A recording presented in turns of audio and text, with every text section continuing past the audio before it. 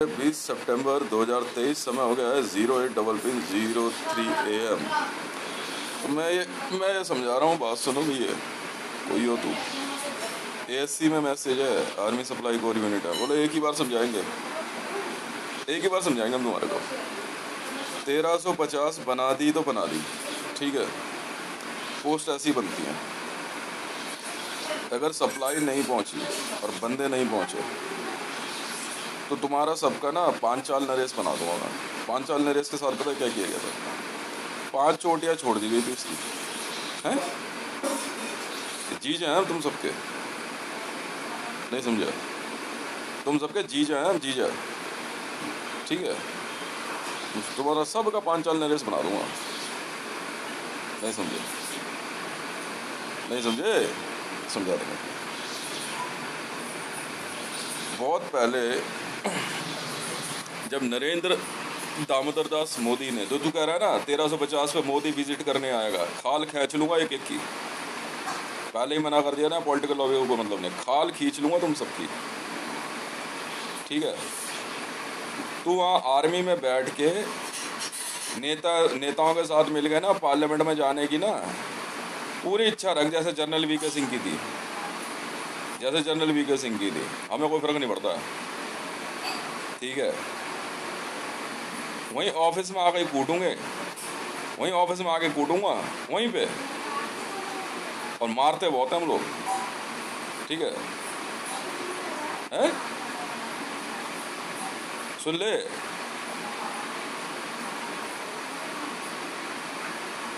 मैं जो कह रहा हूँ सुन ले तू ध्यान से। बैठ करके दिमाग लगा रहा, ये पता है कुछ लोग हैं ईरान से आए हुए हैं, इनको चाहिए आर्मी वालों के पूरे सीक्रेट, इंडियन आर्मी के। कह रहे लिखा हुआ तो है नहीं, तो हम कैसे मान लें? तू जानता आर्मी की असली बात क्या होती है, जो लिखी भी नहीं होती।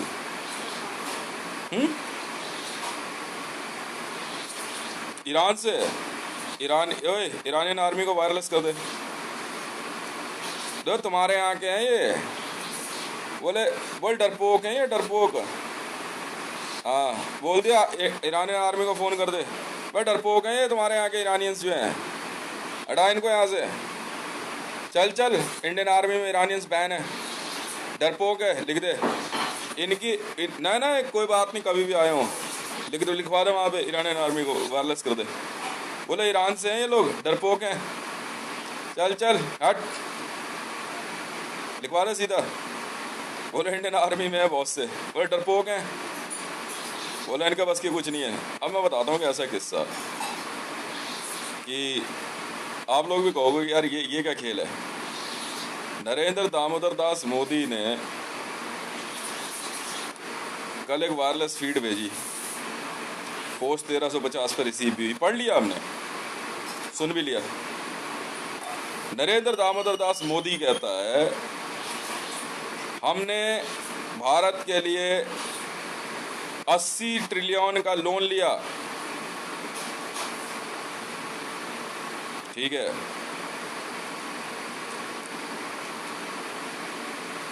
जो भारत के लिए जरूरी था आपने किया। अब तो लोन तू ले रहा है, वर्ल्ड बैंक क्या मर गया क्या? अल सलीम से लोन क्यों लिया तूने? हक्कानी से क्यों लिया? वॉर लड़ने के लिए तू तालिबान से पैसा लेगा, वहाबियों से पैसा लेगा, हैं? वॉर लड़ने के लिए तू तालिबान और वहाबियों से पैसा लेगा क्या? तो नरेंद्र दामोदर दास मोदी ने 80 ट्रिलियन का लोन ले लिया, कईयों ने लिया। हमें देश सेवा की सजा दी जा रही है, तो पैसा कहाँ है वो सारा?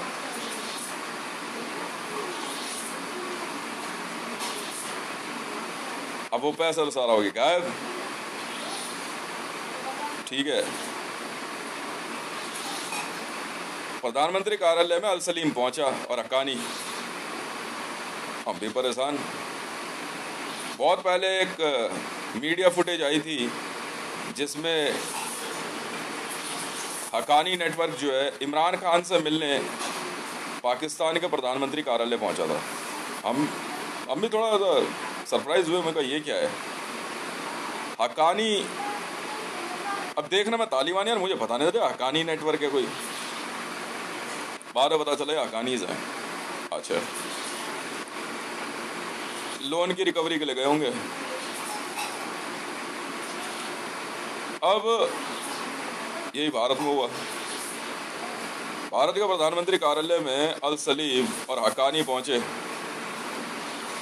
तो लोन की किस्त बहुत ज्यादा हो गई। अब सुनते रहे ना, जब नरेंद्र दामोदर दास मोदी ने वायरलेस पे मैसेज भेज ही दिया, नहीं डिनाई नहीं कर सकता ये, इसका वायरलेस मैसेज रिसीव हुआ है 1350 पर। अच्छा जी,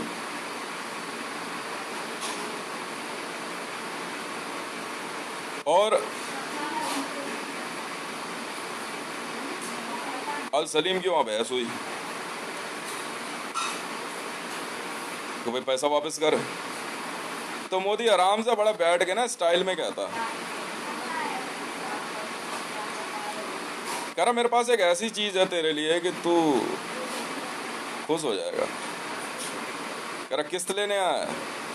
मैंने कहा, उसने एक प्रिंट आउट निकाला, कलर प्रिंट आउट फोटोग्राफ, कह रहा ये है मेरे पास।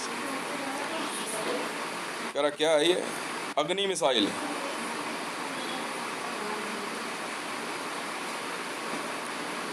राजनाथ भी बैठा था, अमित शाह भी।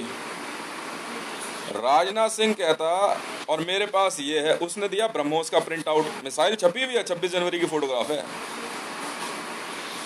अमित शाह ने दिया पृथ्वी मिसाइल का प्रिंट आउट। कह रहा ये अल सलीम ये है तेरे पास, मिल जाएगी? कह रहा फिर तो आराम से गवर्नमेंट चला। कह रहा बुला लूं मैं सबको, यहां से साथ ही लेके जाएंगे बैंड बाजे में। इस प्रकार नरेंद्र दामोदर दास मोदी ने अपना लोन चुकता करने के लिए इंडियन गवर्नमेंट की अग्नि मिसाइल का सौदा अल सलीम से किया। अल सलीम जो है ईरानियन गवर्नमेंट नहीं है, एक आतंकवादी है।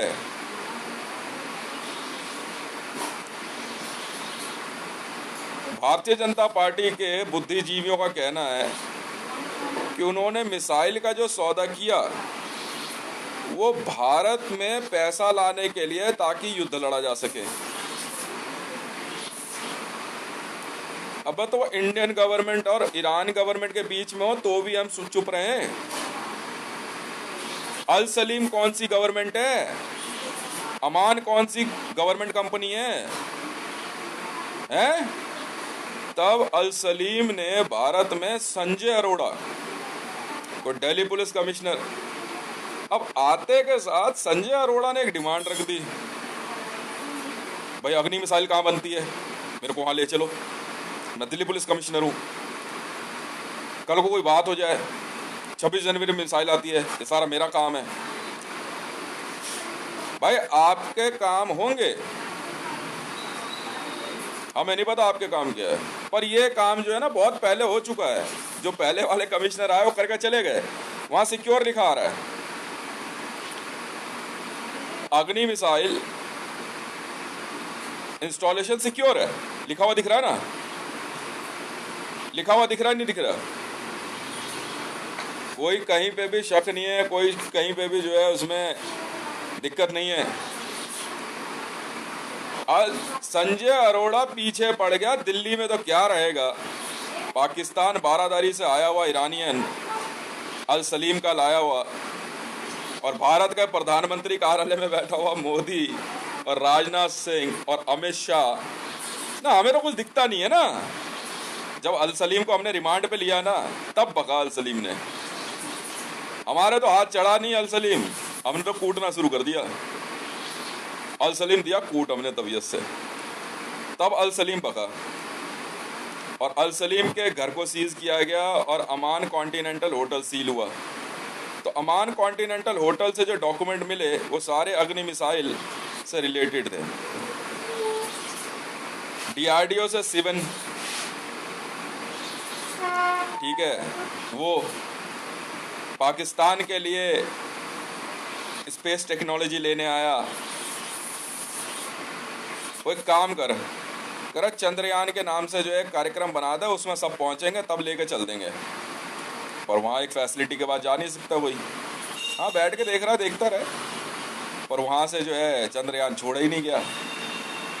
चंद्रयान छोड़ा जाना था कहीं और से, और वो थी अग्नि 6 की टेस्टिंग। ये चंद्रयान थोड़ी है। चलो कोई बात नहीं, बहुत पुरानी फुटेज है। तो इन्होंने एक नकली चंद्रयान कार्यक्रम बना करके अग्नि मिसाइल निकालने की कोशिश करी। दिल्ली पुलिस के बहुत सारे ऑफिसर्स जो ईरानियन और पाकिस्तान से आए थे, बड़े प्यार से भारत के प्रधानमंत्री कार्यालय में, मैंने बोला था मोल बिलो राइट आई, मैंने लिख के भेजा था। राइट आई प्रधानमंत्री कार्यालय होता है, मोल बिलो राइट आई मतलब प्रधानमंत्री कार्यालय में जासूस छुपे हुए हैं, मैसेज मेरा था।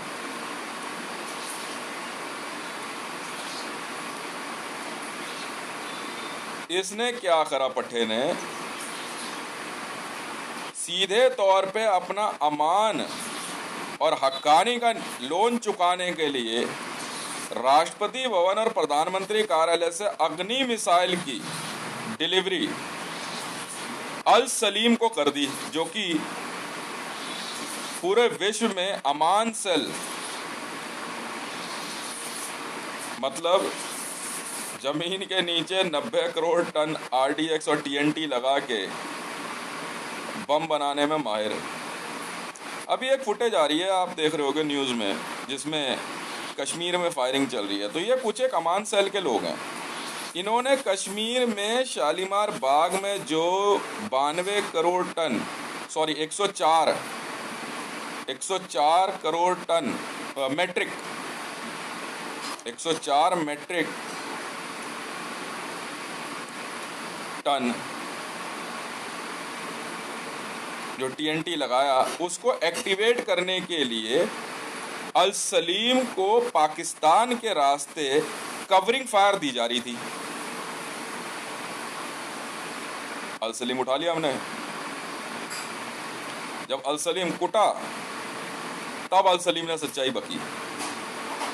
सीधे तौर पे रक्षा मंत्रालय में बैठ के राजनाथ सिंह ने अपना लोन चुकाने के लिए, रिकॉर्डिंग है हमारे पास भाई साहब, DG रॉ मैं हूं, राजनाथ सिंह ने ये बात तय करा ली कि भाई ये ब्रह्मोस है और इसकी डिलीवरी हम करेंगे, पर बदले में अल सलीम और हक्कानी नेटवर्क राजनाथ सिंह और उसके परिवार को कुछ नहीं कहेगा। उसने कहा तो गवर्नमेंट चलाना आराम से। विश्व के कई देश, यूनाइटेड स्टेट ऑफ अमेरिका, रूस, चीन, जापान, 20 देश, ये G20 इसीलिए हुई थी। अग्नि मिसाइल का ड्राफ्ट चाहिए था इन्हें।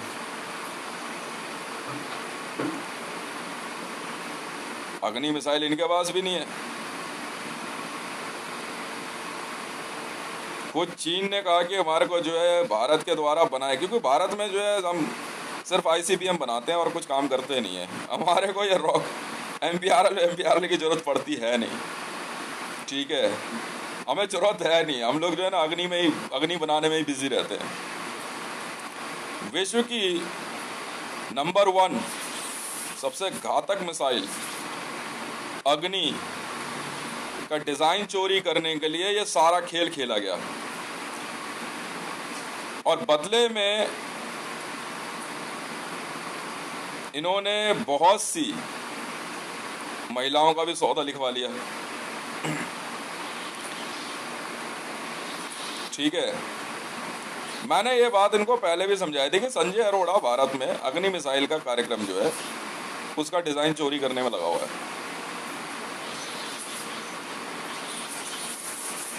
नहीं वायरलेस करते वहां पे, बोले कावड़ है ये तो, वैसे भी डरपोक हैं जो भारत में इंडियन आर्मी में कार्यरत हैं, ईरान के लोग, कावड़नेस लिखवा दे इनकी, बोले जाओ यहाँ से, तुम्हारे बस की नहीं है, बोले तुम्हारे बस की नहीं है,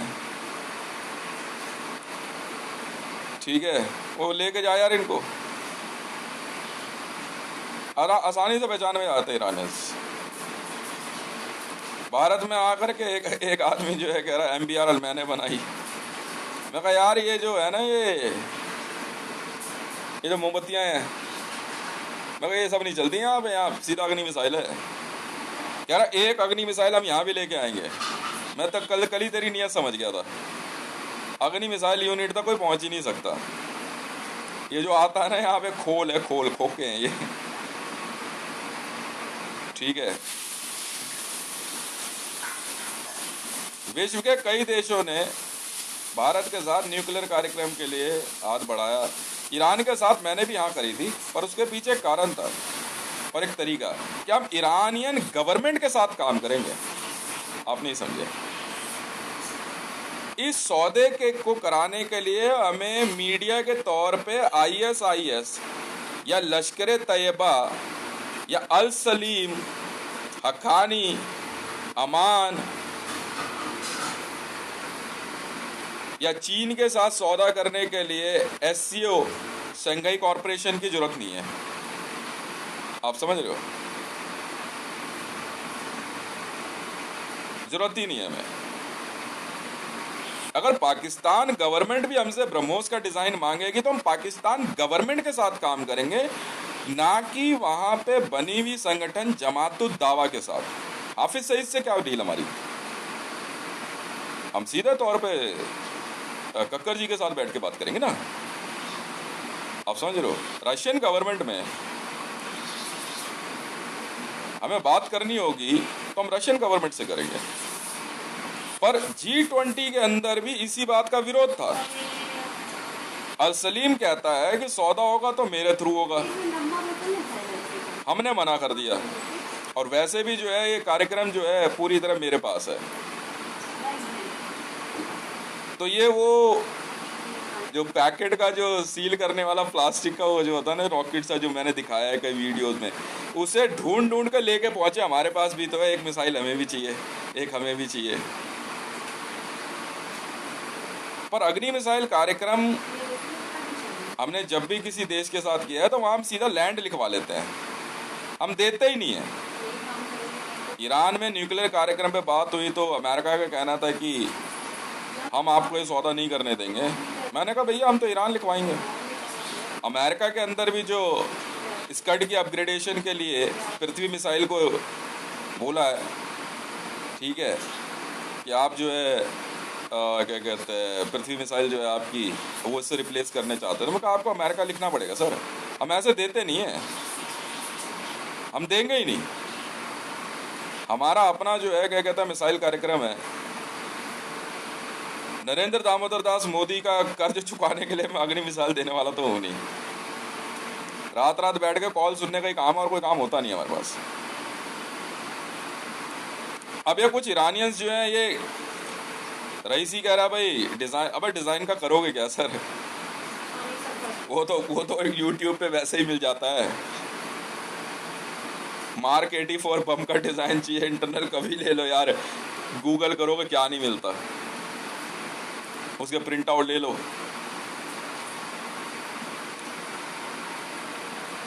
पर ईरान के अंदर अगर जूदा एजेंसी वाले कहते हैं, ईरान अगर अपनी रिप्रेजेंटेटिव जूदा एजेंसी को कहे कि भारत से मिसाइल कार्यक्रम में सौदे हो, तो वो काम नहीं होता ना भैया। तो ऐसे में तो हम कहेंगे रईसी साहब ऐसा भी आप बच्चे हो, बड़े हो जाओ थोड़े, समझ रहे हो। मैं कह रहा हूं पूरे भारत में क्या पूरे वर्ल्ड में कहीं घूम लो, तुम्हें अग्नि मिसाइल देखने को नहीं मिलेगी, ठीक है, क्योंकि मैं वो आदमी हूं जिसके ऑर्डर पे अग्नि फायर होती है, ठीक है। अब ये नरेंद्र दामोदर दास मोदी बिलबिलाया घूम रहा, एक बार बैठ गया इसने जो है सीधे तौर पे कहा पाकिस्तान को मारे, ऐसे ऐसे उंगली रखे बैठा है एक जगह पे, ठीक है। इसके बंदों ने टेबल में एक लाल सा बटन दबा दिया और अपने कमरे में लाल लाइट जला दी। कह रहे मोदी जी जब आप ये बटन दबाओगे, इसके बाद जो है ना क्या कहते हैं, बहुत सारे जो है चमन चूतिए भरे हुए हैं, कह रहे मोदी जी आप अपने ऑफिस में जब ये बटन दबाओगे ना तो हमारे कमरे में लाल लाइट दबेगी और लाल लाल लाइट जलेगी, हम वहाँ से वो लाल लाइट देखेंगे, आर्मी हेडक्वार्टर फ़ोन करेंगे, वहाँ से वहाँ फ़ोन, वहाँ से वहाँ फ़ोन, सब जगह वो लाल लाइट चला लगा दी गई। ठीक है, तो और अग्नि मिसाइल फायर कर दी जाएगी। मोदी जी ने ऐसे उंगली रखी और पाकिस्तान को वायरलेस पे कनेक्ट किया और बोला शहबाज शरीफ को, तू मरियम नवाज शरीफ भेजेगा या नहीं भेजेगा, या मैं दबाऊं अग्नि का बटन। तो मैं ऑल ओवर वर्ल्ड को ये बात कह दूं, भाई देख ऐसा है, ये चल लाख कोशिश कर ले अग्नि फायर नहीं होती। तो उसके बाद जो है मोदी ने कहा अच्छा नहीं, तो ये ले मैंने बटन दबा दिया। तो उधर से वायरलेस पे आवाज आ रही, इनका एक बंदा बैठा हुआ है, पता क्या कह रहा, सू ये क्या हुआ, अगर अग्नि फायर हो चुकी है जी। मोदी कह रहा आप देख कितना मजा आने वाला है।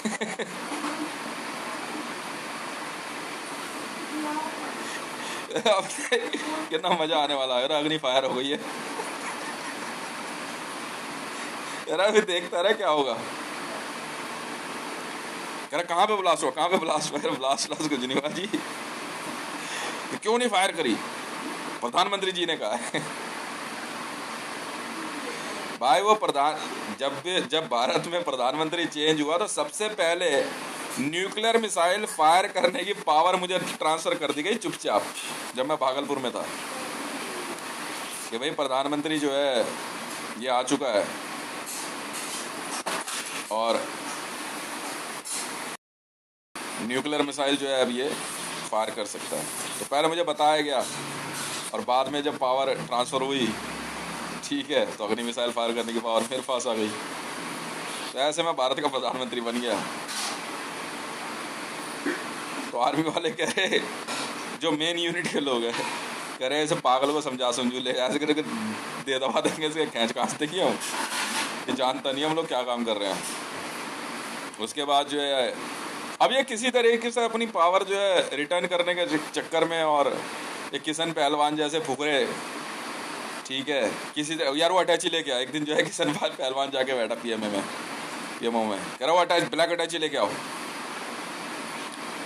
तो जो दूसरे गार्ड्स बैठे हैं जी, कौन सी ब्लैक अटैची, पता नहीं कौन सी वाली दे दी गई। वो खोल के देख रहा है, कह रहा है इसमें तो कुछ भी नहीं है। कह रहा अंदर ना खाली अटैची थी, एक ब्लैक वाली कहीं रखी होगी, दे दी, ले ले भाई। कह रहा इसमें बटन कहाँ है, कह रहा बाहर है, तो उसी खोलने का बटन।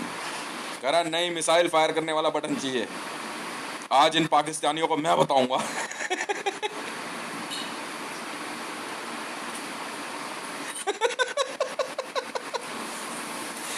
तब से जो है ये पागल बने में घूम रहे हैं।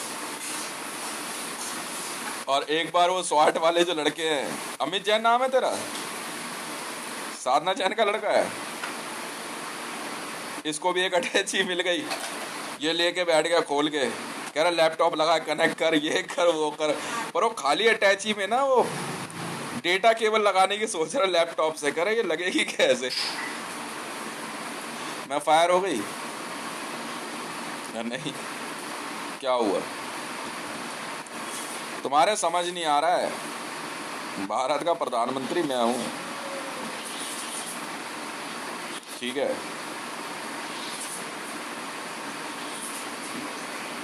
अब तब से जो है मोदी कभी G20 में और इसकी गिरबान पकड़ ले बार बार बंदे, ठीक है, कह रहे कि तू अग्नि मिसाइल का डिजाइन दे। जॉय बाइडेन भी इसी चक्कर में, क्योंकि अमेरिका का काम है विश्व के किसी भी देश का परमाणु कार्यक्रम ध्वस्त करना। यूनाइटेड स्टेट ऑफ, हमारे अच्छे दोस्त हैं, हमने उनसे एक ही बात कही कि आप अपनी ताकत पे ध्यान दो। अगर यूनाइटेड स्टेट ऑफ अमेरिका या पेंटागन सीधे तौर पे भारत को डोमिनेट करना चाहता तो ये इसकी गलतफहमी है। हम आपके बहुत अच्छे दोस्त हैं, हम विश्व के अन्य देशों को भी कहते हैं, रूस को भी, चीन को भी, जापान को भी, फ्रांस को भी, जर्मनी को भी, ब्रिटेन को भी। पर अगर आप हमारे परमाणु कार्यक्रम पे नज़र बनाते हो और इसको किसी तरह से स्पाई करना चाहते हो तो गलतफहमी है। हम आपसे बहुत आगे निकल चुके हैं, हम आपसे इतनी आगे निकल चुके हैं कि खुद कासल ने सरेंडर किया और अब मैंने कासल कंपनी खरीद ली। गवर्नमेंट ऑफ इंडिया पे इतना पैसा नहीं था तो मैंने पैसे से खरीदी, प्राइवेट है। और अमेरिका का अब परमाणु कार्यक्रम नहीं है कोई भी। रूस, चीन, अमेरिका, फ्रांस और ब्रिटेन,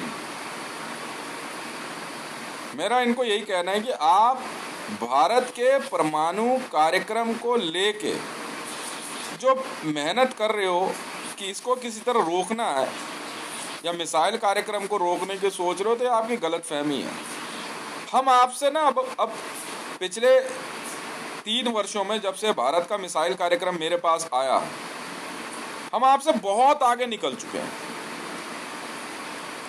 हमारी टेक्नोलॉजी आपकी सोच से भी आगे है, हम इतनी आगे निकल चुके हैं। ऐसे में बुरा मत मानिएगा पाकिस्तान में बैठे हुए जो वहाँ के कोर कमेटी के लोग हैं, आप हमारे लिए कोई मायने रखते नहीं हो, बुरा मत मानना। पाकिस्तान हमारे लिए कोई मायने नहीं रखता ताकत के हिसाब से। और ऐसे में जबरदस्ती ग्राउंड फोर्सेस को एक्टिवेट करना बेकार की बात है।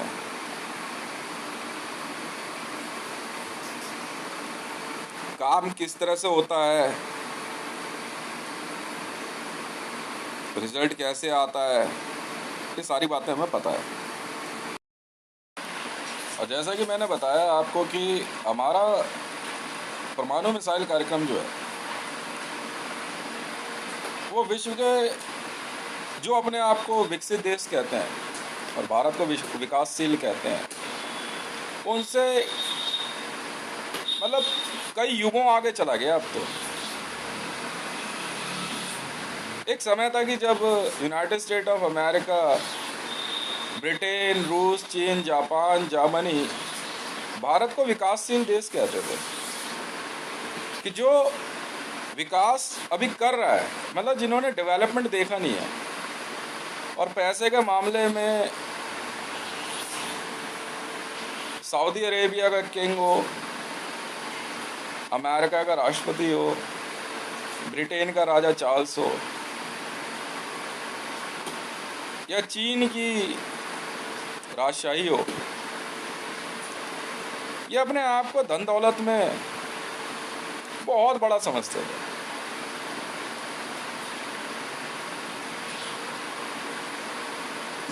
मैं आपको एक ऐसा वाक्य बताता हूं जो आप कभी भी चेक कर लो। भारत के नागरिकों को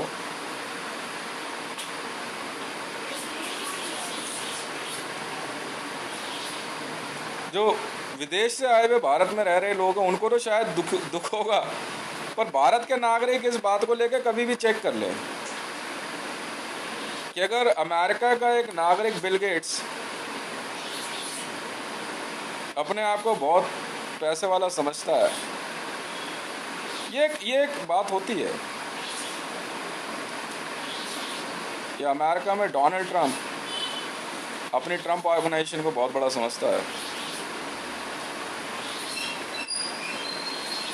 तो भारत में रह रहे नागरिकों को, ये भारत के नागरिकों को ये नहीं सोचना चाहिए कि हम जो है किसी से कम है। एक बार पता करो वर्ल्ड बैंक किसका है, जो पूरे विश्व में वर्ल्ड बैंक चला सकता है। ठीक है, जो वर्ल्ड बैंक चला सकता है वो खुद क्या होगा आप सोच सकते हो। वो भारत से है वो व्यक्ति। जिस अमान कंपनी को लेके Pakistan, Saudi Arabia, Iran, Iraq, Islamic world जिस अमान कंपनी और अफ़गानिस्तान जिस हक्कानी कंपनी की एक स्ट्रैटेजी को लेकर के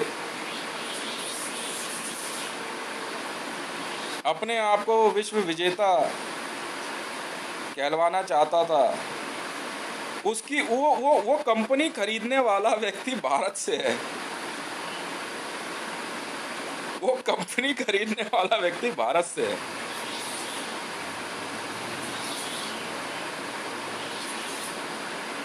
एक बार चीन से जिनपिंग साहब ने किसी बात पे बात कह दी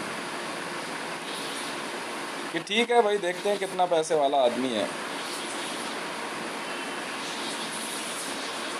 और कैलाश मानसरोवर, सियाचिन और हिमालय का ऊपर का जो एरिया है जो चीन के उस तरफ पड़ता है थोड़ा सा, डोकलाम इंक्लूड,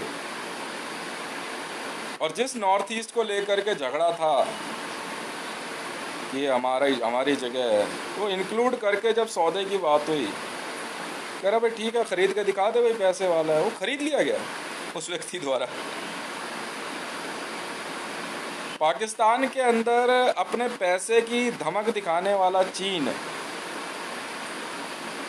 जिसने चाइना पाकिस्तान इकोनॉमिकल कॉरिडोर बनाया, और पाकिस्तान का कहना था कि हम इस इकोनॉमिकल कॉरिडोर की वजह से दिन दुगनी रात चौगनी तरक्की करेंगे। वो इकोनॉमिकल कॉरिडोर जमीन समेत चीन को बेचा गया पाकिस्तान को, पाकिस्तान द्वारा। उसमें पाकिस्तान ऑक्युपाइड कश्मीर भी है। ऐसे में भारत के नक्शे में जो एरिया दिखाया जाता उसको पाकिस्तान ने बेच दिया चीन को। भारत कहता वो हमारा है। अच्छा चलो, ये तो भाई डिस्प्यूट हो गया। उन्होंने कहा भाई हम आपको जो है कुछ डॉक्यूमेंट दिखा देते हैं, कब्जा दिखा देते हैं। कब्जा इनके पास है, होगा कुछ हद तक। भाई मैं तो इतनी सुनता हूँ नहीं। हमने तो सीधा पूछा भाई पैसे बताओ। मैं एक दिन बैठा हुआ था, चीन से बात हो रही थी, मैंने एक ही बात पूछी। मैंने कहा कुछ बेच रहे हो यार, कुछ खरीदने के लिए है मेरे लिए तो बताओ यार। कह रहे गूगल करो जरा, चाइनाज बिगेस्ट प्रोजेक्ट, तो सीपैक दिखा। चाइना के कुछ बड़े प्रोजेक्टों में से एक है चाइना इकोनॉमिकल पाकिस्तान कॉरिडोर।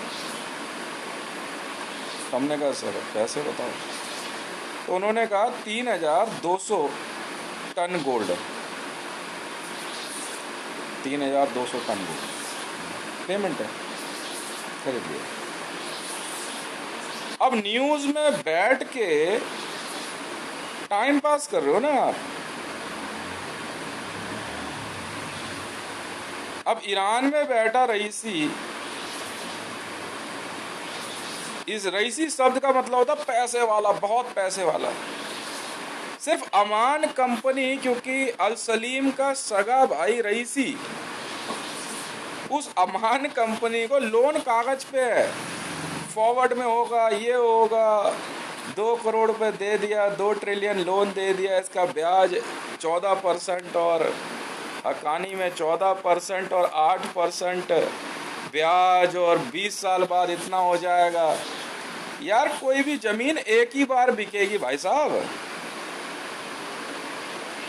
आप अपनी एक सोच देखो कि एक फला प्लॉट जो है एक्सेसिव में 4 गुना रेट पे ही तो बिकेगा यार। 400 गुना रेट पे कौन खरीदेगा? कोई नहीं खरीदता। उसके बाद पैसा कहाँ से निकालोगे? अब 10,000 में से कोई एक मिल गया तो जो शायद कुछ ऐसा कर दे, पर मिलते नहीं है ना ऐसे लोग कि जिसकी कीमत हो। तो ऐसे में अगर ईरान अपने देश में एक व्यक्ति को लेके आते हैं और वो रईसी जी हैं, और शब्द रईसी दिया जाता है कि ईरान रईसी दिखा रहा है, बैठो भाई साहब फिर बात करते हैं आपसे। भाई अब तक तो मुझे कोई मिला नहीं यार विश्व में जो मेरे से ज़्यादा पैसे वाला आदमी हो। उसके बावजूद न्यूज़ में भारत को विकासशील कह रहे हो। भाई डेवलपमेंट किस लिए करता है आदमी? पैसा कमाने के लिए। बात यहाँ से शुरू करते हैं ना, क्या बात होगी। अगर किंग सलमान ये कहते हैं कि भाई इतने ही पैसे वाला आदमी है तो दुबई बेचा, भाई कीमत बताओ। 9,000 टन गोल्ड पेमेंट कर दी। तो ऐसे में इंडियन मीडिया को ये न्यूज़ दिखाने में डर किस बात का है ना? क्योंकि उसमें बैठे हुए ईरान के लोग और अल सलीम की वो दकियानूसी कंपनी, जो यकीन जानो जनाब 2 टन गोल्ड से ज्यादा की नहीं थी, और हकानी नेटवर्क 2.6 टन गोल्ड से ज्यादा नहीं था। मैं कहा बस। जब अल सलीम से मेरी एक दिन बात हुई तो अल सलीम ने मेरे से कहा कि अमान में बेचने को तैयार हूँ और 2 टन गोल्ड में अमान का सौदा होगा। मैंने कहा 4 टन दिया, डबल। तो जो बातें मैंने आपको अभी बताई कि पूरे विश्व में जिस प्रकार से भारत के लिए बड़ी बड़ी कंपनियां Lockheed Martin, Rolls Royce, Airbus, Boeing, खुद पेंटागन जो है क्या कहते हैं अपने आप को विश्व में सबसे शक्तिशाली बताता था। तो यार जब मैंने बोलना शुरू किया, जब मैंने खरीदारी शुरू करी, तो फिर जो है ये लोग एक ऐसी बात लेके आ गए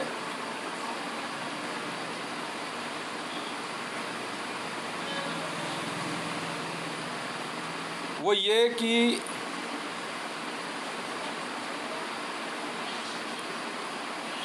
अब ग्राउंड फोर्स के थ्रू लड़ेंगे। मतलब किंग सलमान खुद अपनी बात से मुकर गया। सऊदी अरेबिया की किंगडमसी मुझे बहुत पहले दे दी, फिर कहता कि किंगडमसी दे दी तो अगर दुबई चाहिए तो खरीद के दिखा। तो अपनी बात मैंने बोला ना, ये बात मैंने कह दी ना। तो मैं कहा चल यार ऐसे ही कर ले भैया।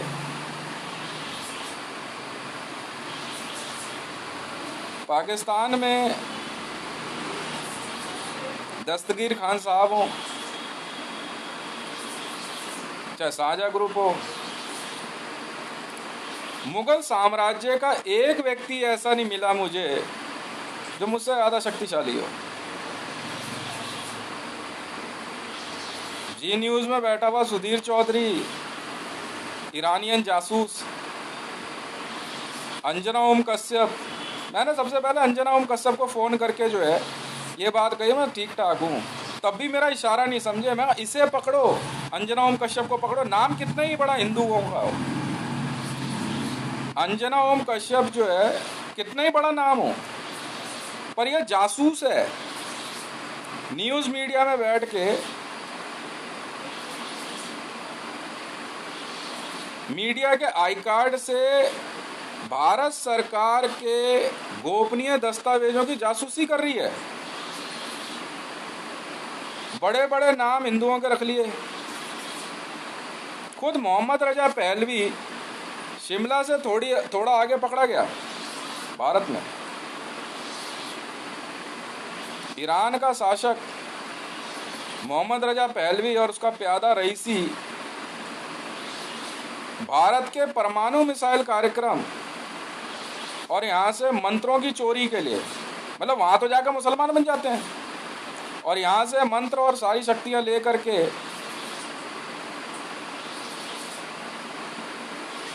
यहाँ से जाना चाहते हैं।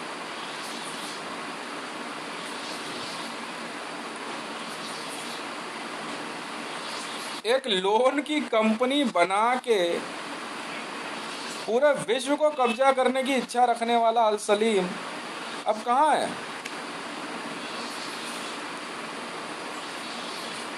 क्योंकि अपनी कई बात से जो मुकर जाए वो बिजनेस की टेबल पे बैठने लायक नहीं है ना। बिजनेस की टेबल पे आकर बैठ जाए, नहीं भैया नहीं।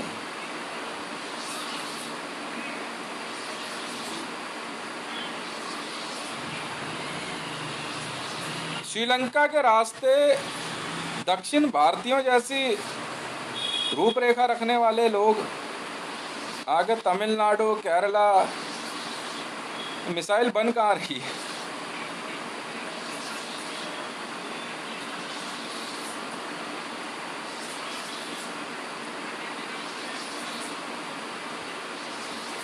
कुछ नहीं।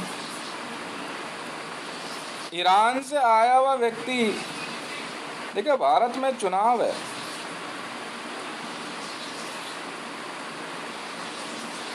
चुनाव जीत के आप प्रधानमंत्री बन सकते हैं, आप देश चलाइए, अपना नाम कमाइए, पर परमाणु मिसाइल कार्यक्रम तक आप नहीं पहुंच सकते, चाहे कुछ कर लो, क्योंकि ये डिज़ाइन ही इस तरीके से हुआ है। ऐसे में वहाँ बैठ के चिल्लाना कि मैं प्रधानमंत्री हूँ, मैं राष्ट्रपति हूँ, मैं नेशनल सिक्योरिटी एडवाइज़र हूँ, मैं गृह मंत्री हूँ, मैं डिफेंस मिनिस्टर हूँ, सब बेकार की बात है।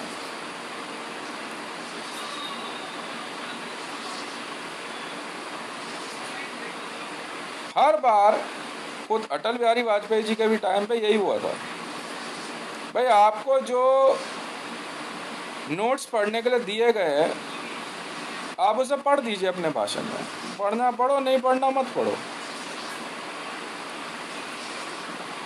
अब ये पूछना कि ये आया कहाँ से, किसने बनाया, भाड़ में जाओ। तो ऐसे में ये कहना इंटरनेशनल पॉलिटिक्स में है कि भारत के अंदर वहाँ की आर्मी हमारी सुनती नहीं है, बस सुनेगी क्या बैंगन तेरी? तू कह रहा है कि परमाणु मिसाइल कार्यक्रम का पूरा ड्राफ्ट ला के दो, मुझे कंट्रोल रूम में लेके चलो, तो यार वो पिक्चर बना ले यार कोई और, क्या बॉर्डर जैसी। सनी देओल जैसे और पुनीत इस्सर जैसे पाकिस्तानियों की इच्छा ऐसे पूरी कर दी गई।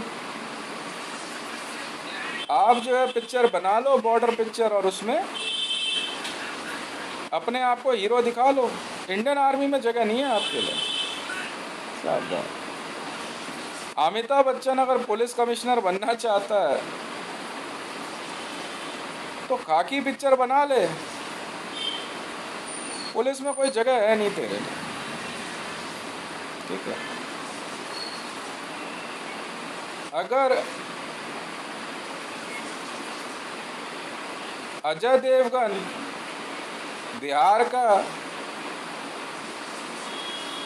बिहार में भागलपुर का एसपी बनना चाहता है तो पिक्चर बना ले, वैसे कोई जगह है नहीं तेरे लिए, तेरे बारे में हम सब जानते हैं, ठीक है। मैंने ईरानियंस को एक बार एक मैसेज भेजा, अबे इतनी तुम यहाँ दिमाग लगा रहे हो, अपने देश में ही मेहनत कर रहे होते हैं ना तो शायद कुछ कामयाबी मिल जाती है, पर नीयत खराब है ना, परवरिश ठीक नहीं है ईरानियंस की, मतलब सीधा वो। जैसा तुम्हारा राजा खुमैनी था वैसा ही मोहम्मद रजा पहलवी और वैसा ही रईसी, ठीक है। पूरे इस्लामिक वर्ल्ड में कोई ऐसा नहीं है जो मेरी बराबरी कर ले।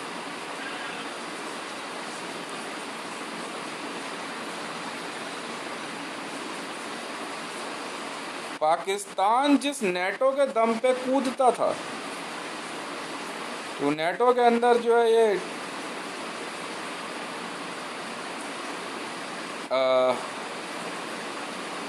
अस्थाई सदस्य है,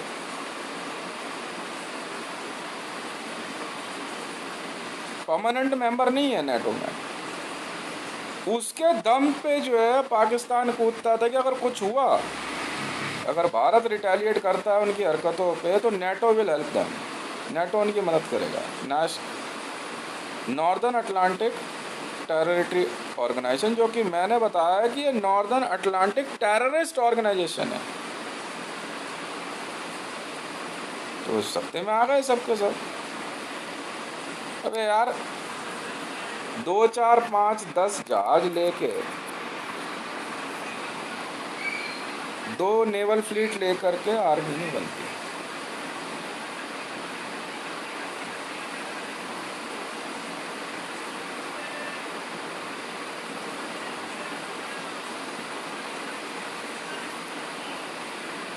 पाकिस्तान बना 1947 में, यही इतिहास हम सच मानेंगे फिलहाल। आप लोग कहते हो उस पाकिस्तान को बनाने की जमीन भारत से दी गई। जो राजा चार्ल्स 2.5 लाख टन गोल्ड बोला उसने, टाइम है, सारी बात हो रखी है। पर पहले एक बात का तो जवाब दे दे, तू राजा चार्ल्स है और ना हुआ तो हैं? और ना हुआ तो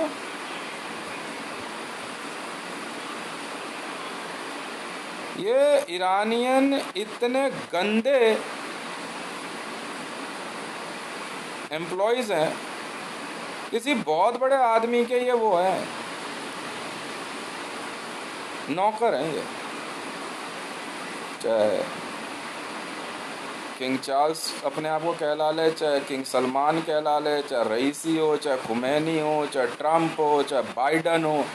ट्रंप से मैंने एक बार पूछा था, आप लोग पूछना डोनाल्ड ट्रंप से, तू मैनेजर किसका है? इनकी लड़कियां, इनके बच्चे, पूछना जरा किसके मैनेजर हो तुम।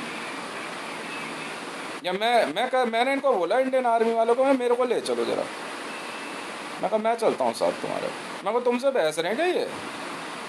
मैं कहा मेरे को ले चलियो जरा। मैं कहा ना, मैं इनकी गिरबान पकड़ के पूछूँ ना, पहचानता मेरे को? अगर मैंने किंग सलमान की गिरबान पकड़ के ना पूछ लिया तो मेरा नाम बदल देना। यार तुम डर किससे रहे हो? कौन मोदी?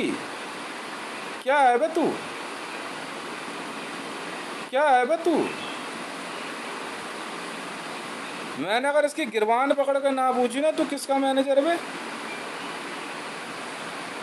बनाओ तेरा अभी क्या कहता है विश्व का राजा।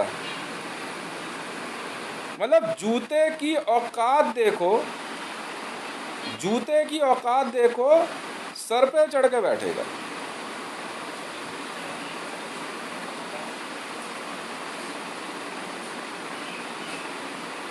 ये मुकेश है, सबसे नजदीकी, इसी ने गद्दारी करी है सबसे पहले।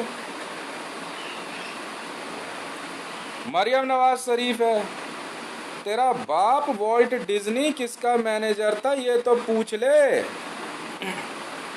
उस जूते की औकात देख बिल गेट्स की।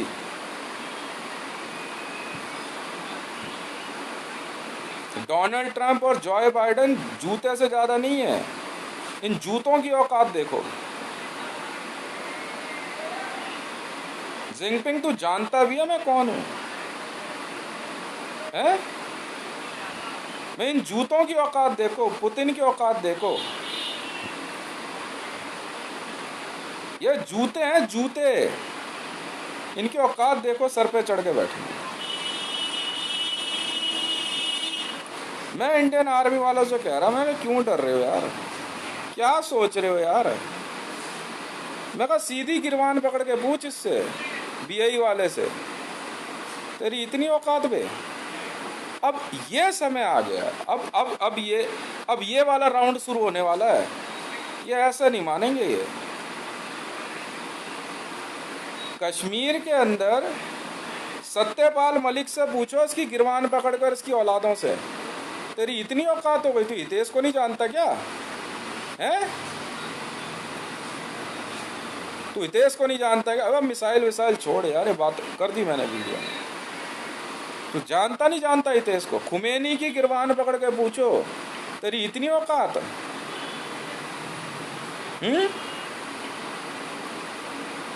गुजरात से उठ के आया हुआ, मेरे घर में रह रहा था तू, मोदी, तेरी इतनी औकात है? तेरी माँ मेरे घर में झाड़ू पोछा बर्तन करती थी, तेरी इतनी औकात हो गई?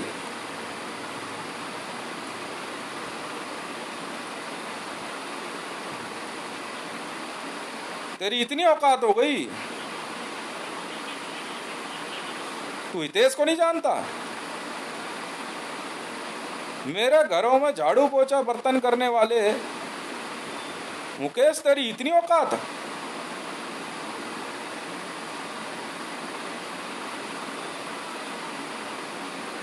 अब ये वाला एपिसोड शुरू होना है, आप समझे नाना पाटेकर जी? अमिताभ बच्चन मेरे मकान में रह के गुलमोहर पार्क में, तेरी इतनी औकात? ये गिरवान पकड़ के बात करने का समय आ गया है इनके बच्चों से। तेरा बाप मेरे घर में झाड़ू पोछा बर्तन करता था, मोदी की माँ जो थी, तेरी इतनी औकात बे? मीता जैन से पूछने का समय आ गया, साधना जैन से पूछने का समय आ गया, तेरी इतनी औकात? हितेश का नाम नहीं सुना क्या है? मरियम नवाज से पूछने का समय आ गया है। नहीं किरण, ये हकीकत है। मरियम नवाज से पूछने का समय आ गया, इसकी गिरबान पकड़ कर, तेरी इतनी औकात है? तेरा बाप मेरा मैनेजर, तेरी माँ मेरी नौकरानी, तेरी इतनी औकात?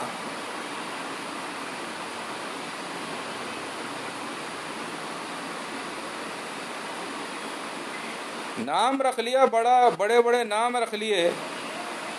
अब ये वाला एपिसोड है पिक्चर में। हकीकत में किंग सलमान के लौंडे के आगे किंग सलमान की गिरबान पकड़ और सीधा पूछ, तेरी इतनी औकात तेरे और तेरे लौंडे की? प्रिंस नाम रख लिया तो सर पे चढ़ेगा क्या? प्रिंस नाम के जूते का ब्रांड निकाल।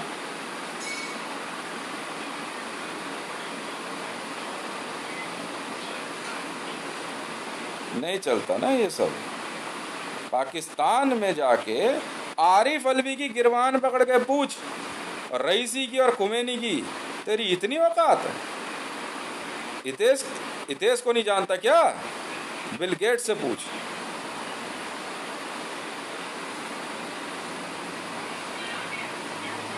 जितनी कंपनियां बनती हैं उनके सिग्निफिकेंस के समान मैं अपने घरों में लगाता हूँ। ये कंपनियां मेरी है, तुम्हारी नहीं है। अगर यह खिड़की विंडो के शेप में है तो विंडो सॉफ्टवेयर मेरा है। बिल गेट्स, तेरी इतनी औकात? मिलिंडा गेट्स, तेरी इतनी औकात?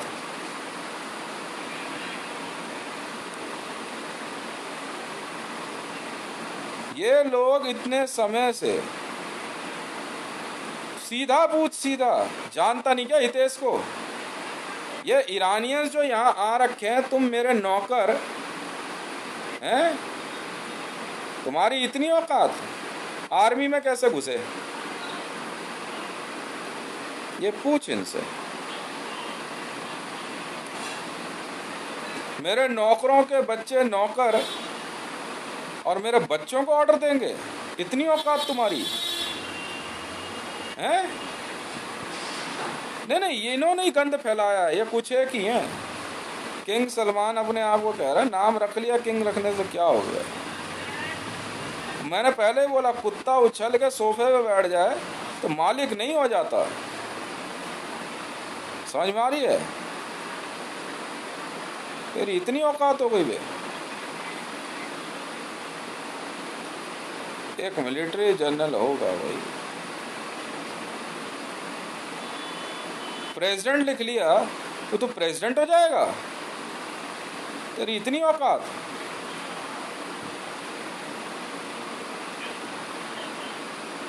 हकीकत बयान कर अपने बच्चों को फोन करके, सच बोल, सीधा पूछ। मैं तो रब्बी पीरजादा को भी यही बोलता हूँ, रब्बी जी आप इसकी गिरबान पकड़ लो, मरियम नवाज की, तेरी इतनी औकात है? तू जानती नहीं हितेश कौन है? एक मंच मिल गया, पोडियम मिल गया, भाषण दे रही, मान ली तेरी बात, औकात से बाहर नहीं। अब पिक्चर में ये एपिसोड आएगा है? बताओ यार, मैंने पहले ही कहा लोन वाले मामले में, मैंने कहा यार ये कौन सा तरीका है, ये क्या हवाई किले बना रहा है तू ये। अबे एक आदमी तेरे को 100 लाख करोड़ ट्रिलियन दे पाएगा भला है? तो कितनी गुलामी करा लेगा उससे। Be practical. मेरी आर्गुमेंट पे सुप्रीम कोर्ट में बैठा रमन्ना ईरानियन कह रहे, ये कोई आर्गुमेंट है? अरे भाई 1 करोड़ की प्रॉपर्टी पे 10 लाख का लोन ले लिया, मान ली तेरी बात, 1 करोड़ की प्रॉपर्टी पे 10 लाख का लोन ले लिया, मान ली तेरी बात, तो भाई जैसे ही 10 लाख रुपया 1 करोड़ तक ब्याज समेत पहुंचेगा, जब्ती हो गई, बात खत्म है, लोन खत्म, उसके आगे जा ही नहीं सकता। तो ये खामखा की आर्गुमेंट ला रहा है, पागल वागल है क्या? कह रहा फिर लोन कंटिन्यू किया, तो लिखना वहां पे 80 ट्रिलियन का लोन दे रहा है, जिस देश में व्यक्ति के प्रधानमंत्री बन रहा है, जिस देश में वो 5 ट्रिलियन की इकॉनमी बनाने की बात कर रहा है, उसको तू 80 ट्रिलियन का लोन दे रहा है। तो 1947 में जब भारत में सारी रजिस्ट्रियां खत्म हो गई, तो अब कहां से BS खंडूरी का आ गया उत्तराखंड? पागल वागल है क्या? रियासतें मर्ज हो चुकी है, दिमाग खराब हो गया, कौन सा ईरानियन कानून ला रहा है? अच्छा ऐसे नहीं, चल ऐसे आ जा, अब बता कितना पैसा है। नहीं मारूंगा मैं ही तुम्हें, कहीं से आ जा घूम पे। अगर 1947 का कानून नहीं मानना है ICJ ने या इंटरपोल ने या विश्व के देशों ने, और अपनी राजशाही और बादशाहत की बात करनी है, तो फिर बात ही खत्म है। फिर सबसे पहले पाकिस्तान खत्म होगा, फिर पाकिस्तान किसी सौदे में नहीं बैठ सकता, हाँ या ना भाई? अगर BS खंडूरी का उत्तराखंड है, सुनते रहना, अगर BS खंडूरी का उत्तराखंड है, उसकी रजिस्ट्री है भाई, 1947 में सारी रजिस्ट्री रद्द हो गई थी, तेरे बाप दादा की रही होगी कभी? अगर 1947 में, तो पाकिस्तान नहीं है फिर अल सलीम की कंपनी के हिसाब से नहीं होता ना ऐसा। अगर एक बार 2 देश बना दिए गए, रजिस्ट्रियां खत्म है। पाकिस्तान में मिफ्ता इस्माइली और दस्तगीर खान की कोई रजिस्ट्री नहीं बचती है, होंगे कोई ये? हम 1947 के बाद की रजिस्ट्री मानेंगे। किसकी है? वो गवर्नमेंट ऑफ पाकिस्तान की है। मैं एक ही प्रॉपर्टी की पेमेंट 2 बार नहीं करूंगा कि पहले आरिफ अलवी को 2600 टन गोल्ड दे दूं पाकिस्तान का, और अलग से शाहजहां क्या कहते हैं मिफ्ता इस्माइली को और दस्तगीर खान को और मरियम नवाज शरीफ को और शहबाज शरीफ को और इन सबको इनकी ज़मीन के पैसे अलग देता रहूं। पागल समझाए क्या मेरे को? हैं? पागल समझाए क्या? तो फिर पाकिस्तान है कहाँ? 2600 टन गोल्ड कहाँ बनता फिर? मैंने हर तरह से सौदा लॉक किया हुआ है, कहीं से बात कर ले, मेरे पास पैसे की कोई कमी नहीं है, बात तो कर भाई। 1947 में जब भारत बना तो पूरा नया नक्शा आया ना, उस समय भारत में सारी रजिस्ट्रियां रद्द हो गई, भारत सरकार की रजिस्ट्री है, कोई अपनी इंडिविजुअल नहीं बना सकता। चाहे मोदी आ जाए, मोदी अपना ब्रिक्स बैंक में सिग्नेचर, वो प्रधानमंत्री है, इंडिविजुअल कुछ नहीं चलता, कुछ नहीं है।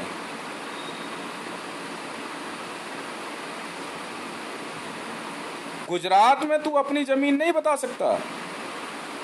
माधवराव सिंधिया, वसुंधरा राजे सिंधिया, राजेश पायलट, ठीक है, और ये सब जितने भी लोग हैं, भगवान जाने राजेश पायलट कहाँ से आ गया, ये तो नाम ही अजीब सा है, अभी हाल ही का पैदा हुआ लग रहा है, पायलट लिखा हुआ है, ईरानियन होगा ये पागल ईरानियंस। इनका दिमाग तो है नहीं, इनके साथ खेलने में बड़ा मज़ा आता है, जैसे कुत्ते का बच्चा पाल लो ना, खेलते रहो।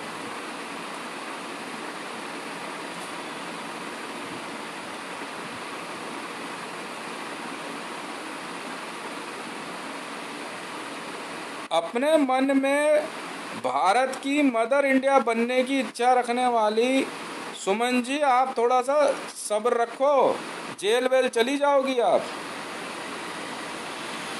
मैं चाह हूँ, चाह चाह से चक्र तिरंगे में भारत सरकार, समझ में आ रही है? बना दूंगा, नहीं तो 2 मिनट में ईरानियन जासूस। ईरान के लिए भारत के परमाणु कार्यक्रम की जासूसी करने की जांच तो होके रहेगी इन सबकी, चाहे वो नेहरू राय हो, चाहे वो सुरेश मंडल हो। मेरे नजदीक से सामान चोरी करके ले जाके भेजना नहीं चलेगा, ठीक है? कहा तो कहा।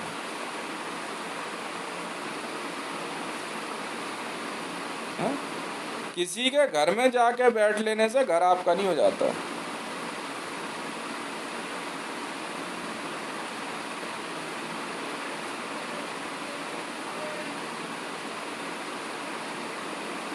उन्नीस सौ सैतालीस में, भाई इतिहास आपने लिखा है ना, तो हटा फिर इसे, फिर तो फिर पाकिस्तान नहीं है, फिर पाकिस्तान नहीं है ना यार। कानून जो है रजिस्ट्री का कानून तो रजिस्ट्री का ही चलेगा ना, हाँ है ना? वो सब मर्ज कर दी थी सरदार। अरे यार, तो मोदी ने इतना बड़ा पुतला क्यों लगा दिया स्टैच्यू ऑफ यूनिटी लोह पुरुष का, सरदार वल्लभ भाई पटेल का? क्योंकि उन्होंने भारत में सभी राज्य और रियासतों को मर्ज कर दिया था, हैदराबाद की भी। तो ऐसे में असुद्दीन ओवैसी की क्या कहते हैं प्रॉपर्टी कहाँ से आ गई? मैं तो ये कह रहा हूँ जनाब। और फिर यार वो इतनी बड़ी स्टैच्यू ऑफ यूनिटी किस लिए है? सरदार वल्लभ भाई पटेल को लोह पुरुष क्यों कहा गया? क्योंकि उन्होंने भारत में ये रियासतें खत्म करके राज्य बनाया है।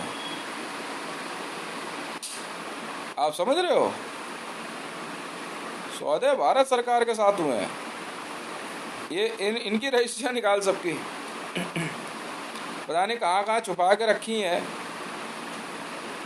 80-80 ट्रिलियन लोन दिए जा रहा है। अल सलीम में बैठ के फाइल चेक कर रहा है सारी। मैं कहा लेके आइयो जरा, 80 ट्रिलियन कहाँ से? ओ 1815 का कागज दिखा रहा है, ये देखो तब से वो कागज बनाने आते हैं। मरियम नवाज शरीफ बहुत माहिर है ये ऐसे कागज बनाने में 420 बाप की 420 लौंडिया।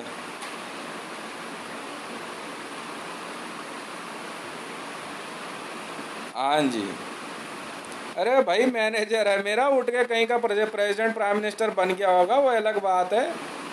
बतरी गिरवान पकड़ लूंगा इस बार डोनाल्ड ट्रंप।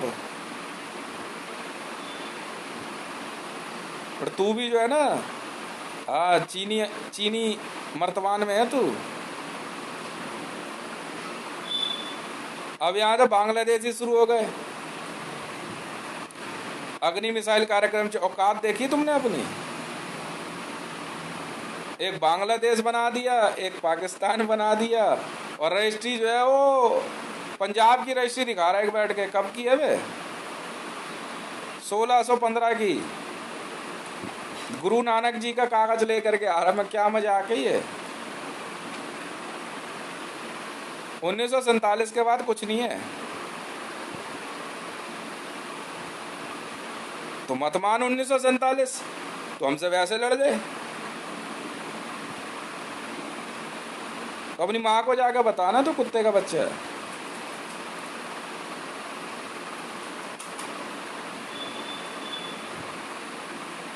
ये सब नहीं चलता। 80-80 ट्रिलियन के लोन उठा रखे हैं भारत के नाम से, और अल सलीम दिए जा रहा मान कंपनी में। इधर रहियो बे, मैंने कहा पहले इसका अचार डाल, रईसी को भी लेके आ।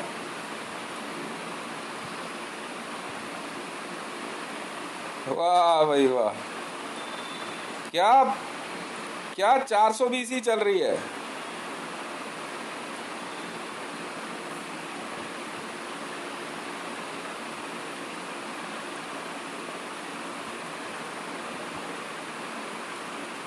फिर नेपाल कहाँ, म्यांमार कहाँ। 1947 में भारत के 50 टुकड़े हुए, जो यहाँ राज्य हैं ये नहीं, भारत से बाहर। 1947 में भारत से 50 देश बने थे, सिर्फ एक पाकिस्तान नहीं बना। 50 देश बने थे, 50।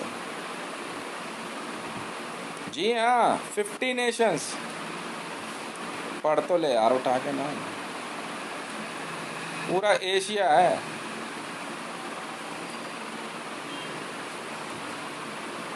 ये भारत था पहले भाई, ईस्ट इंडिया कंपनी।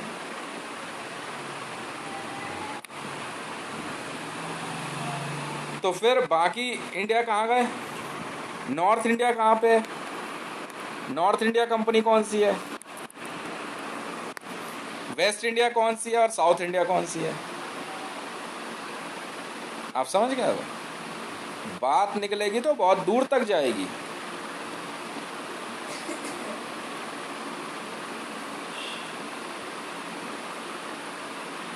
तो इनको बोलो अपनी औलादों को समझा दे, ठीक है।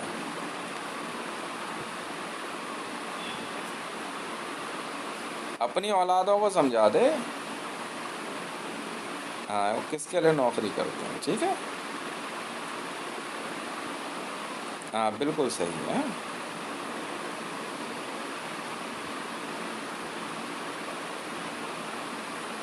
वाह भाई वाह यार, मैं वही तो कह रहा हूँ। अगर बीएस खंडूरी का उत्तराखंड है, कब से है, 1900। मैं द्रौपदी मुर्मू जी से भी तो यही कह रहा हूँ, कश्मीर में याना मीर की जमीन कहाँ से आ गई। 1947 में पूरा भारत की एक रजिस्ट्री है, भारत सरकार की, और इसमें कोई हाथ नहीं लगा सकता। आप कहाँ उसमें से अल सलीम और हक्कानी को बेचे जा रहे हो, एक एक को ढूंढ। कितने लोग हैं अल सलीम और हक्कानी के, सारे ईरानियंस ढूंढ। और अफगानिस्तान के लोग जितने आगे रह रहे हैं, पागल वागल हो क्या।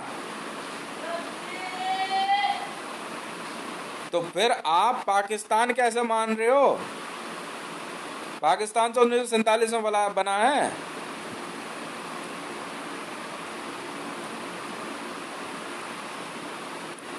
यार अजीब पागल लोग हैं यार ये।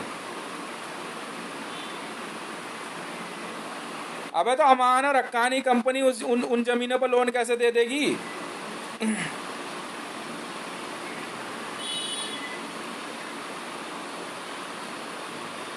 ईरान और अफगानिस्तान के द्वारा चलाया जा रहा भारत के अंदर जालसाजी का नेटवर्क है ये।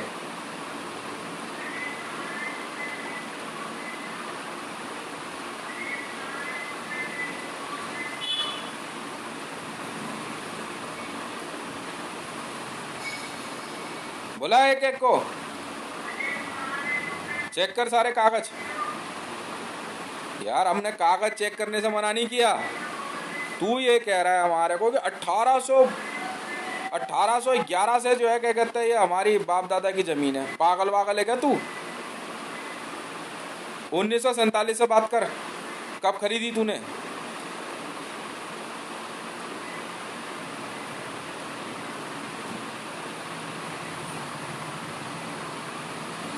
एक वो सरदार आया,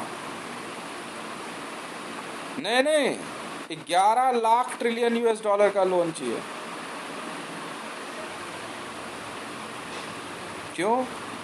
ओ गुरु नानक के टाइम का कागज दिखा रहा है ये। ऐ देखो जी, ऐ देखो 6.5 कॉल की है। ऐ देखो सानो लोन तो देना पड़ेगा हैं। अबे 1947 से बात कर, हम क्यों करें। पागल वागल है क्या तू।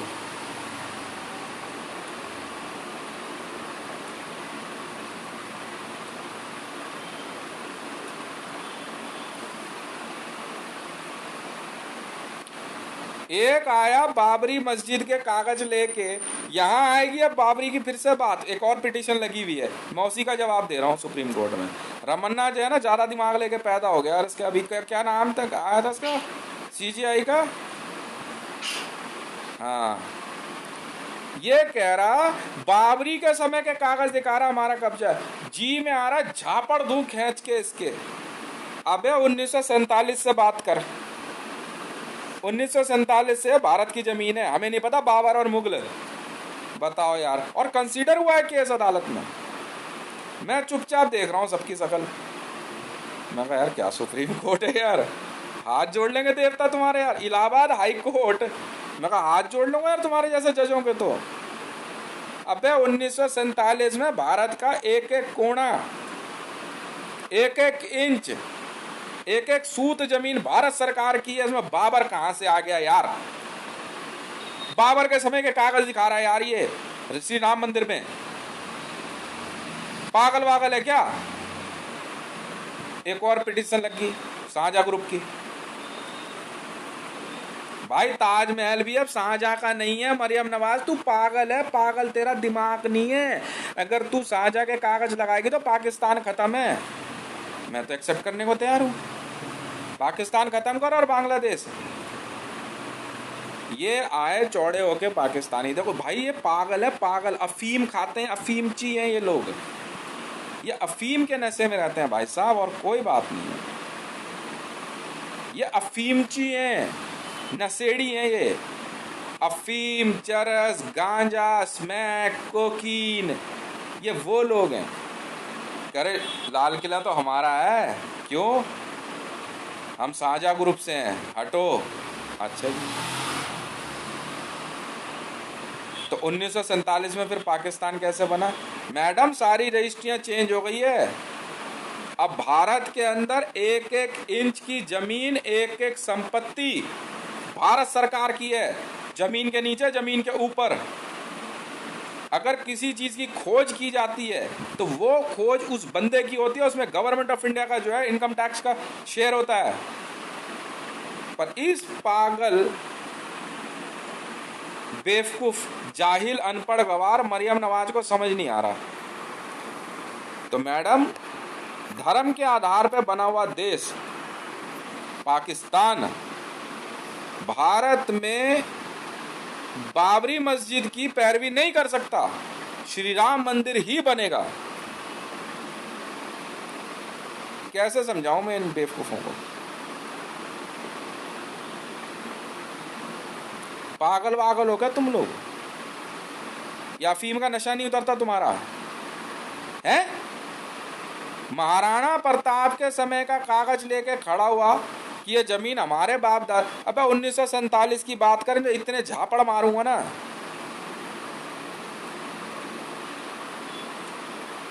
उसी भारत में से जमीन अलग करके पाकिस्तान बना, और उसी में से जमीन अलग करके बांग्लादेश बना कर दिया गया।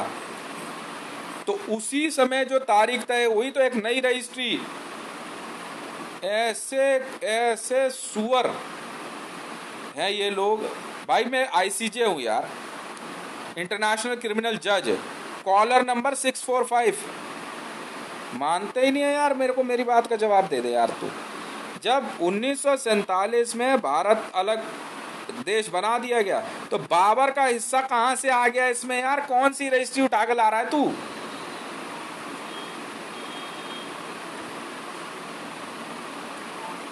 और धर्म के आधार पर जब बन गया तो मुसलमानों का भारत में कोई अधिकार नहीं बनता है। जमीन का अधिकार चाहिए, पाकिस्तान जाओ, यहां नहीं मिलेगा आपको कोई मंदिर, मस्जिद, क्या कहते, किसी मस्जिद का अधिकार।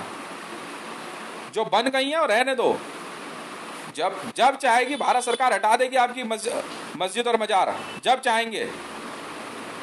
आप वहां के जो आपके अवशेष हैं उठा कर ले जाओ, पर जमीन के नीचे का नहीं देंगे, कुछ भी खोद के नहीं ले जाने देंगे।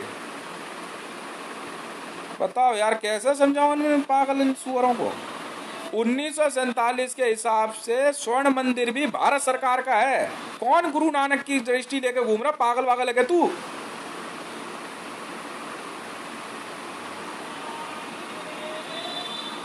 सबका जन्म 1947 माना जाएगा भारत में।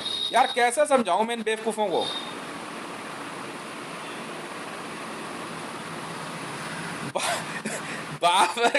बाबर का हक कंसीडर कर रहे हैं भाई साहब अदालत में। ये तो भारत सरकार है, ये तो भारत सरकार के कॉलेजियम का जज है। नहा धो के पिप्पा जज बन के बैठ गए। तुम्हारा दिमाग उमाग नहीं है तुम्हारे पास है?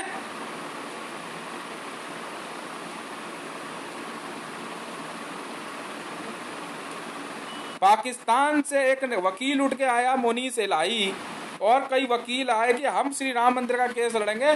बाबर के समय की रजिस्ट्री देखो। अबे यार तेरे में झापड़ मार दूंगा खींच के।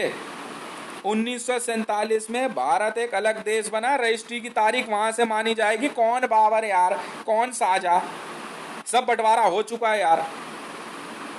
चाहे इधर ताजमहल बचा, चाहे लाल किला बचा, चाहे कुछ भी बचा। अगर आपका कोई खोज करता है और वो जमीन के नीचे पाकिस्तान से भारत में कुछ खोज ढूंढने आता है तो आईसीजे से लिखवा के लाना यार कि फला जगह जमीन के नीचे ये है। खोज करने के लिए पूरे विश्व में मना नहीं है।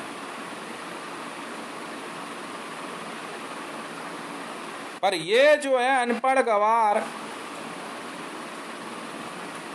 मरियम नवाज शरीफ इतना पागलपन फैला रही है और खुद जो है अफीम के नशे में पड़ी रहती है। तू यार चेक कर यार, इसके ये फ्लूड व्लूड तो नहीं लेने लग गई है? कैसे समझाऊं मैं इन पागलों को यार। पूरे सुप्रीम कोर्ट के बाहर जमावड़ा लगा हुआ है। बाबर का कागज लेकर, बाबर के जमाने से और ये शेरशाह सूरी ने बनाया और ये कुतुबुद्दीन ऐबक। ऐसी तैसी में जा भाई, 1947 से भारत सरकार का है। यहाँ मस्जिद नहीं बनेगी, मोहम्मद का कानून नहीं चलेगा यहाँ। और पाकिस्तान के अंदर भी जो देश बना रहे हो मोहम्मद नहीं चलेगा। जो कुछ चलेगा वो पाकिस्तान गवर्नमेंट का चलेगा। मोहम्मद 1500 वर्ष पहले था। सारी रजिस्ट्री जो है वो इस्लाम के आधार पर नहीं बनेगी। समझ ही नहीं रहे यार ये।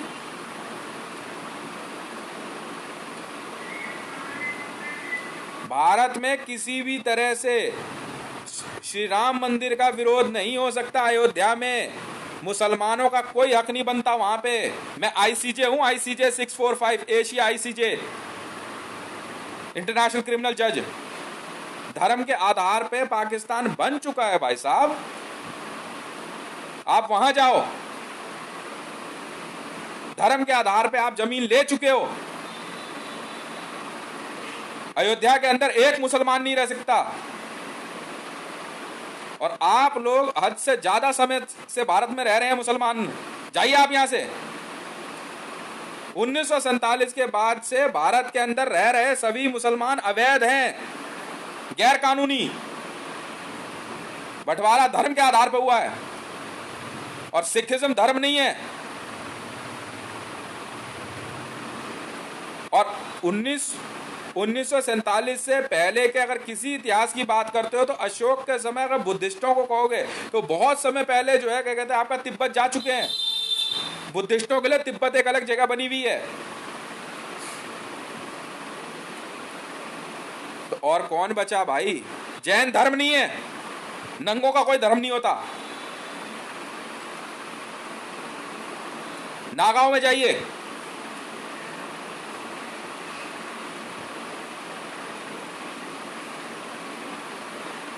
नंगे कहीं के। क्या समझाऊं यार इनको।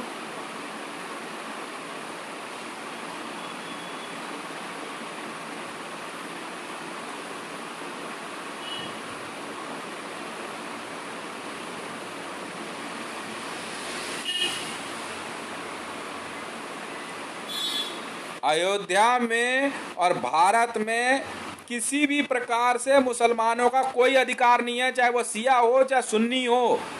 भारत में रह रहे मोदी का कोई अधिकार नहीं बनता है किसी भी चीज को मांगने का।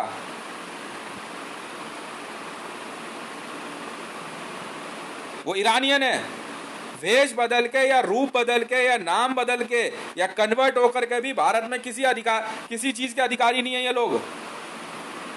पकड़े जाने पे इनको सजा होगी। जी पागल लोग हैं यार।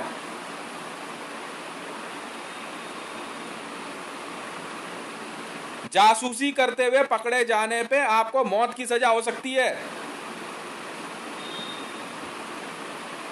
भारत में निजामुद्दीन की मजार हो, चाहे आपका अजमेर शरीफ हो, ये गैर कानूनी है।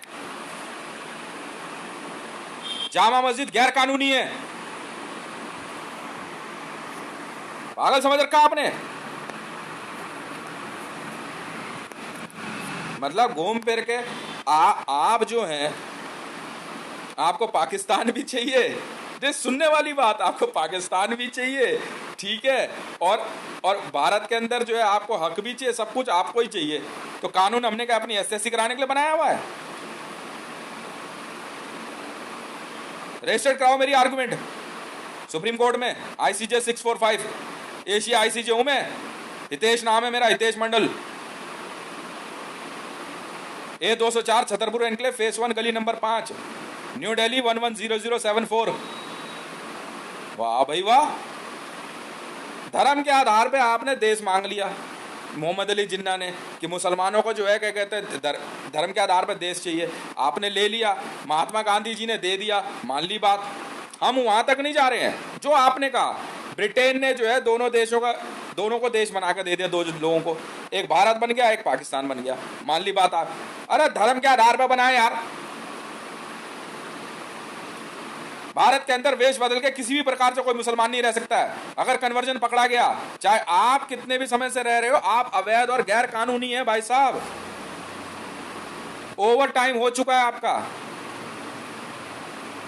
समय से ज्यादा अवधि आप पार कर चुके हैं भारत में रहने की। मुसलमान, आपको भारी भरकम टैक्स देना होगा, और ये टैक्स 3000 गुना हो सकता है।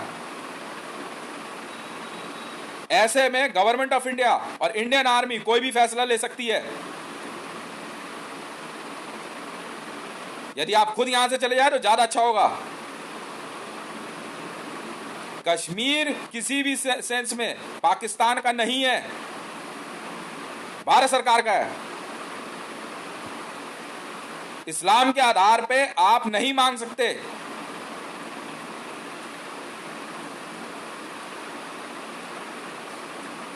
बताओ यार,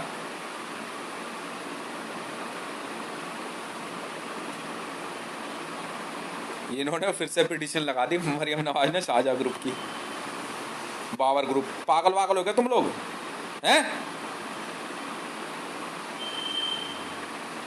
भाई साहब। कन्वर्ट होकर रह रहे हो, पता लगने पे कि आप कन्वर्ट हो चुके हो और आप कैनिबलिस्ट हो, तो आप पाकिस्तानी हो। भारत में कैनिबलिज्म नहीं है, हिंदू कैनिबलिस्ट नहीं होते, ये सिर्फ मुसलमान करते हैं, छुपे हुए मुसलमान, नरबख्शी। इंसानी मांस खाने का काम इस्लाम की सबसे बड़ी नीति है, ये इनके धर्म में है। सनातन धर्म में इंसानी मांस नहीं खाना नहीं है। कैनिबलिज्म इस्लाम है, चाहे वो सिया हो चाहे सुन्नी हो, कोई सी भी जमात हो। दारुल उलूम देवबंदी भारत में नहीं चलेगी, बंद कीजिए सब बाय फोर्स। भारत में का प्रधानमंत्री या राष्ट्रपति किसी भी प्रकार से भारत से बाहर का नहीं हो सकता है।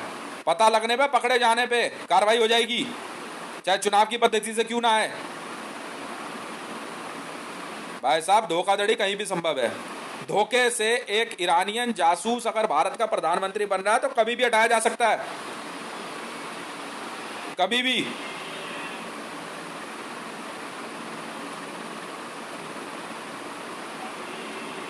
सैंतालीस के बाद भारत में रह रहे किसी भी मुसलमान की संपत्ति किसी भी मुसलमान की नहीं है, उनकी संपत्ति उनके बाप दादाओं की नहीं है।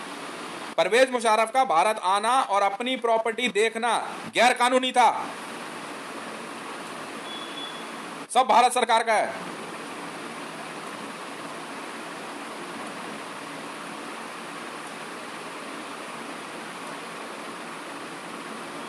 को समझ ही नहीं आ रही यार। फिर श्री राम मंदिर पे एप्लीकेशन लगा के बैठ गए, बीआई वाला है ये, पागल वागल है क्या तू? भारत में मंदिरों का विरोध नहीं हो सकता है किसी भी सूरत में। किसी भी ऑर्गेनाइजेशन में ईरानियन, जी हाँ, दूसरे देशों से आए हुए हिंदू कभी भी भारत आके रह सकते हैं, पर अपने उस देश के लिए काम नहीं करेंगे। चाहे ईरान हो, पाकिस्तान हो, अफगानिस्तान हो, बांग्लादेश हो, चीन हो, रूस हो, जापान हो, चाहे अमेरिका हो, वहां पे रहने वाला हिंदू सनातन पद्धति में रहने वाला कभी भी आ सकता है। अगर उसने कैनिबलिज्म किया है तो भारत नहीं आ सकता। वो कैनिबलिस्ट भारतीय नहीं है, और अगर किसी वजह से किया है तो उसको आ करके, जी हाँ, बॉर्डर सिक्योरिटी फोर्स और एसएसबी सीमा सुरक्षा बल को पूरी इत्तला देनी होगी। ये ड्यूटी सीमा सुरक्षा बल और बीएसएफ की है। इन मुसलमानों को वहां छोड़ के आओ बाय फोर्स, और एक सीक्रेट ऑर्डर आपको दे दिया जाएगा, कभी भी साइन करा लीजिए।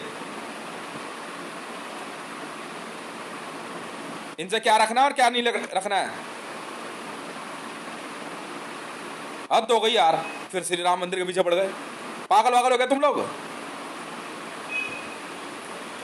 मतलब 1947 की रजिस्ट्री मान के पहले पाकिस्तान बना लिया, और पाकिस्तान बनाने के बाद वो पाकिस्तानी जो है भारत के अंदर बाबर का कानून ला रहे हैं, और रजिस्ट्री वो दिखा रहे हैं जो 1947 से पहले की है। वाह भाई वाह। तुम नशे से बाहर आ जाओ, और नहीं तो सीधे ना अदालत में ना झापड़ मार मार के बाहर फेंकूंगा एक को। बाहर निकाल सबको।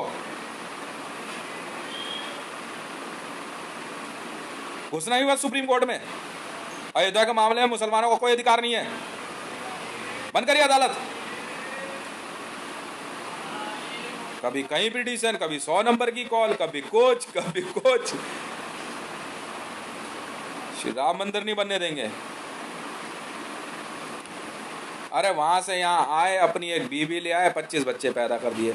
एसएसबी का काम है, सीमा सुरक्षा बल आपका काम है, ढूंढ कर बाहर भेजो।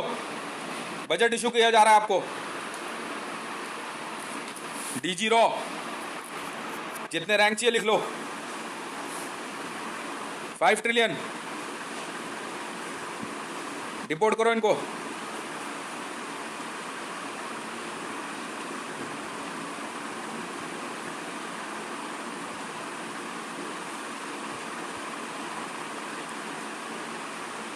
वाह भाई वाह। हटाओ अयोध्या पूरा खाली कराओ। तब से अयोध्या खाली नहीं हुआ है। ये फैजाबाद नहीं चलता यार, ये इस्लाम भाई ये बहुत 1947 से पहले के नाम है, जब मर्जी बदल दिए जाएंगे। हटा।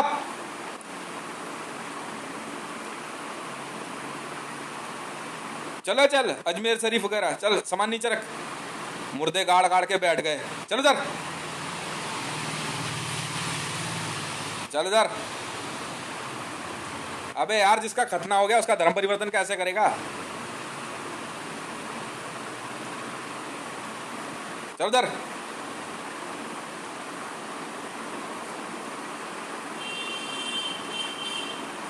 आर्मी में भी मुसलमान नहीं रह सकते।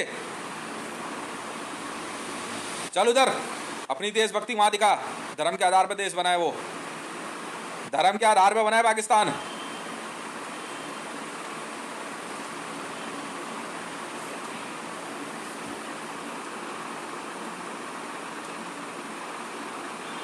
बिल्कुल सही है।